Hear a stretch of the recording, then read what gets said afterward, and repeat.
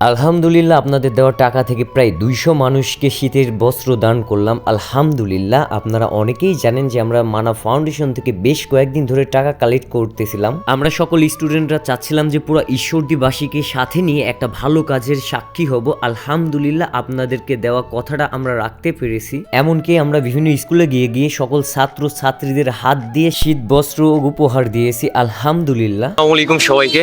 তো বর্তমানে হচ্ছে আমাদের ঈশ্বরদী সরকারি কলেজে আমরা বেশ কয়েকদিন ধরে ফান্ড কালেক্ট করছিলাম। ফাইনালি আজকে সেই সময় চলে আসছে। মানে আজকে আমরা মূলত কিসের জন্য আসছি বলো? সরকারি কম্বল বিতরণ করার জন্য। হ্যাঁ, শীতার্ত মানুষদের জন্য আর কি কম্বল বিতরণ করব। আলহামদুলিল্লাহ, এই যে আমাদের কার্যক্রম শুরু হয়েছে। মূলত আমরা 200 মানুষের জন্য এই যে এরকম কম্বল বিতরণ করব আজকে। আর এই যে আমাদের কম্বল মাশাআল্লাহ অনেক ভালো। তো আফসোস আমি পুরো প্রসেসগুলো আপনাকে দেখাইতে পারি নাই, কোথায় গেছিল কুম্বলগুলো কিনতে, কারণ আমি 2 দিন ধরে অনেক ব্যস্ত ছিলাম। আমি রাজশাহীতে ছিলাম, কালকে আসছি, দিন বিয়ে খাইলাম। এই যে আমাদের ঈশ্বরদীর হিরো, থ্যাংক ইউ ভাইয়া। ওয়ালাইকুম আসসালাম ভাইয়া। মূলত আমরা ঈশ্বরদী সরকারি কলেজে দেওয়ার পরে কোথায় দিব নেক্সটে? আমরা আজকে পর্যায়ক্রমে এরপরে যাব আমরা Ishwardi girls school and college, তারপরে SM স্কুল অ্যান্ড কলেজে শেষে আমাদের যে লক্ষ্যটা ছিল যে স্কুলের ছেলেমেয়েরা, কলেজের ছেলেমেয়েরা নিজেরা ফান্ড কালেক্ট করবে এবং নিজেরা বস্তু কিনবে এবং নিজেদের উদ্যোগেই তাদের ক্যাম্পাসে দিবে। সেটার ধারাবাহিকতায় আজকে কিন্তু আমরা ঈশ্বরদী সরকারি কলেজে 16ই ডিসেম্বরে মহান বিজয় দিবস উপলক্ষে আমরা একটা শুভ দিনে, একটা বিজয়ের দিনে আমরা শুরু করছি আজকে ঈশ্বরদী সরকারি কলেজ থেকে। এটাও আমার কলেজ, আমি এই কলেজে ছিলাম 91-এ। আরেকটা ছোট করে ইনফরমেশন দিই, আমরা মোটে হচ্ছে 200 পিস কুম্বল কিনছি আর 20টা মেবি হচ্ছে চাদর। আস্তে আস্তে আমরা সবগুলো দেখাই দিব। মূলত এইগুলো আমরা হচ্ছে বিভিন্ন স্কুলে, যতগুলো স্কুল থেকে আমরা ফান্ড কালেক্ট করছি সেখানে আমরা হচ্ছে আলাদা আলাদাভাবে ভাগ করে দিছি। দেন ওইখানে গিয়ে দেখা যাচ্ছে আমরা শীতের যে কম্বলগুলো আছে ওইগুলো বিতরণ করব গরিব অসহায় মানুষের ভেতরে। হ্যাঁ, মূলত আমরা ঈশ্বরদী সরকারি কলেজে কতজনকে আর কি কম্বল বিতরণ করব? আমরা প্রায় 50 জনকে লিস্ট পাইছি। সরকারি কলেজের ছেলেমেয়েরা প্রায় 50 জনের লিস্ট আমাদের হাতে দিয়েছে। তো ওই তারিখ থেকে এখানে তারা আসছে আর কি। আমরা যে সামাজিক এবং যে মানবিক যে মর্যাদার কথা বলি, সেটাও আমাদের সময় এটা দেখার বিষয়। আমরা কিন্তু সবাই দাঁড়ায় আছি, আমাদের কিন্তু বসার জায়গা নেই। হ্যাঁ, আমরা যে যদি মানুষগুলা আমরা নিয়ে আসছি তাদেরকে আমরা একটা বসার জায়গা দিচ্ছি, চেয়ার নিয়ে। তারা খুব সুন্দরভাবে আমাদের ছেলেরা, ভলেন্টিয়াররা তাদেরকে রিসিভ করতেছে কলেজের গেট থেকে এবং নিয়ে এসে তাদের চেয়ারে বসাচ্ছে। আজকে তারা আমাদের অতিথি।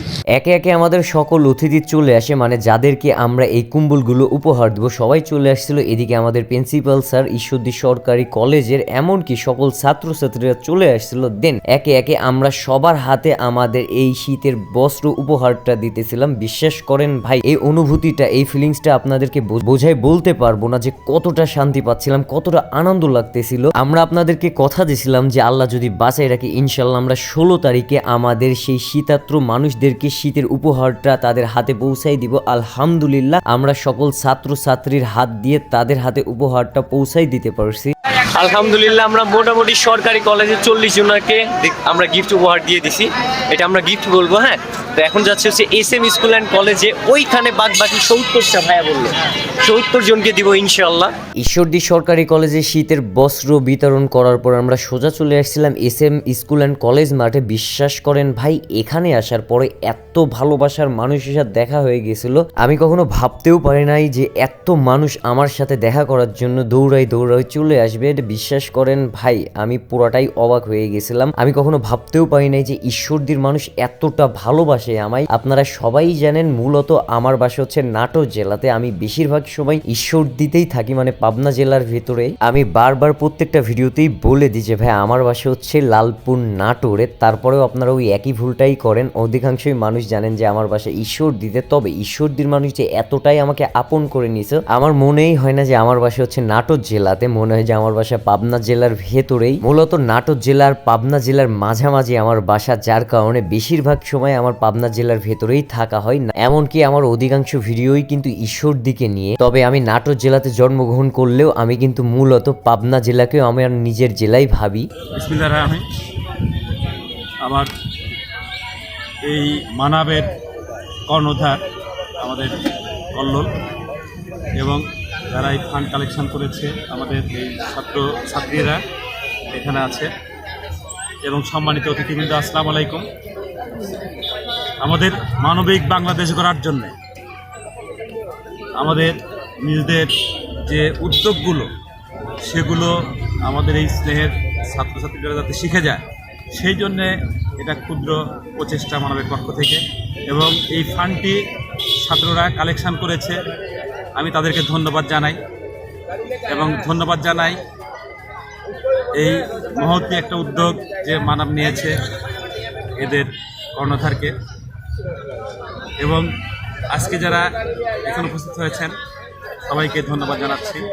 যেহেতু আজকে সারাদিনে আমাদের 3টে স্কুল কভার করা লাগবে, মানে 3টা স্কুলে প্রায় 150-র অধিক আমরা আজকে কম্বল উপহার দিব, যার কারণে তাড়াতাড়ি করে SM স্কুলে কম্বল দেওয়া শেষ করে আমরা সোজা চলে গেছিলাম ঈশ্বরদী গার্লস স্কুল অ্যান্ড কলেজে। তো আমরা হচ্ছে SM স্কুল দেওয়া শেষ, এখন চলে আসছি ঈশ্বরদী গার্লস স্কুলে। আমরা দেখাচ্ছি অলরেডি যে আমাদের স্যার ম্যাডাম সবাই চলে আসছে। মূলত এখানে দেবো হচ্ছে আমরা 26টা, আর এখানে ছাত্রছাত্রীদের আমরা আটকে রাখছি, ওদের হাত দিয়েই দেওয়া হবো মূলত এইগুলো। ব্লগের মাধ্যমে অনলাইনের মাধ্যমে জানছে আমরা আসলে কি করতেছি। ব্যাপারটা হচ্ছে এরকম, সাম্য, মানবিক এবং ন্যায় ভিত্তিক রাষ্ট্র কাঠামো বিনির্মাণ বলেন আর ইনসাফের বাংলাদেশ বলেন, যেটাই করবেন মানবিকতার উপরে তার কিছু নাই। আপনি যদি মানবিক না হইতে পারেন তাহলে এইগুলো আপনাদের দ্বারা হবে না। যেটা স্বাধীনতার ঘোষণাপত্রেও ছিল, তার 54 বছর পরে 55 বছর পরে সেটা হয়নি। আসলে কোথার থেকে আসতে হবে আমরা সেই জিনিসটা দেখাচ্ছি। সেটা হচ্ছে একদম যারা কোমলমতি শিক্ষার্থী আছে, শিশুরা যারা আগামীর বাংলাদেশ গড়বে, তাদের ভিতরে যদি এই মানবিকতা আসে যে আমরা নিজেরাই পারি নিজেদের ক্যাম্পাসে, নিজেদের স্কুলে, নিজেদের কলেজে টাকা তুলে যে কোনো প্রয়োজনে, যে কোনো ক্রাইসিসে দেশের, আমরা সেই সব মানুষদের জন্য, সেসব কাজের জন্য আমরা নিজেরাই ফাইন্যান্স করতে পারি, আমরা নিজেরাই অনেক অ্যাপ্রিসিয়েট হব, আমরা নিজেরাই দক্ষ আসলে এই কাজে। সেই কাজটাই করলো, সেটা হচ্ছে এই আপনাদের ক্যাম্পাসে আসছিলাম ম্যাডাম, এই ক্যাম্পাসে ছেলেমেয়েরা SM স্কুল অ্যান্ড কলেজের ছেলেমেয়েরা ছিল, সরকারি কলেজের ছেলেমেয়েরা ছিল, তারা নিজেরা সবাই মিলে ফান্ড কালেক্ট করছে, এই শীত বস্ত্রগুলো নিজেরাই কিনছে, এবং এই মানুষগুলোর লিস্ট তারাই করছে, তারাই পারে, এবং তাদের হাত দিয়ে আজকের সেই শুভ দিন 16 ডিসেম্বর মহান বিজয় দিবসে আমরা গার্লস স্কুল অ্যান্ড কলেজে, আমার ছোটো ভাই শাওন এখানে আছে, স্কুলের সভাপতি, আমার প্রিন্সিপাল ম্যাডাম এখানে আছেন, তাদের হাত দিয়ে এই কোমলমতি শিক্ষার্থীরা এই যে একটা অনুভূতি মানুষকে দেওয়ার, সেটা এই মানবিকতা যে বাংলাদেশ গড়ার যে প্রত্যয়, আমার মনে হয় সেটা প্রতিফলিত হবে এদের মাঝে। তারপরে একে একে সকল ছাত্রীরা মিলে কিন্তু এই শীতের বস্ত্রটা সবার মাঝে উপহার দিচ্ছিল। পার্সোনালি তাদের মুখে যে একটা হাসি ছিল সেটা আমরা আসলেই বুঝতে পারছিলাম। আমরা চাচ্ছিলাম যে ছোট থেকে যেন তাদের একটা এরকম ভালো কাজের অভ্যাস হয়, যাতে বড় হয়ে যে কোনো মানুষের বিপদ আপদে আগায় আসতে পারে।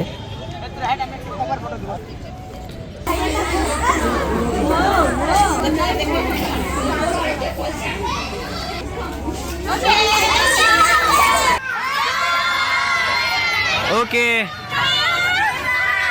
অলরেডি আমরা সবাই কাজ শেষ করে ক্যাম্পাসের দিকে যাচ্ছি। তো মূলত আজকে আলহামদুলিল্লাহ ভাইয়া শেষ, তাই না? হ্যাঁ, আজকে মোটামুটি 3টা স্কুল কলেজ করলাম, গার্লস স্কুল, তারপরে সরকারি সারামারা স্কুল অ্যান্ড কলেজ এবং আমাদের সরকারি কলেজ। তো আগামীকালকে আমরা কোথায় যাব?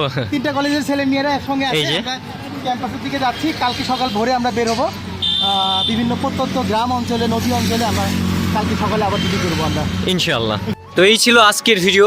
আমরা যাক আলহামদুলিল্লাহ আমরা পারছি, আমরা ছাত্ররা সব পারি ইনশাআল্লাহ। আমরা প্রায় আজকের কাজগুলো শেষ করে ফেলছি। আজকে আমরা মোটামুটি 3 স্কুলে দিচ্ছি, দেখা যাচ্ছে ঈশ্বরদী গার্লস স্কুল অ্যান্ড কলেজে, আবার হচ্ছে আমরা ঈশ্বরদী সরকারি কলেজে, এমনকি SM কলেজে আমরা আজকে গিফটগুলো পৌঁছাই দিছি তাদের হাতে।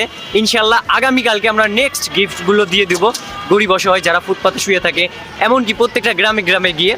তো সবাই আমাদের জন্য দোয়া করবেন। তো আজকের ভিডিওটা মেনলি এই পর্যন্তই ছিল। ভালো লাগলে লাইক কমেন্ট শেয়ার করবেন, সবাই আমার জন্য দোয়া করবেন।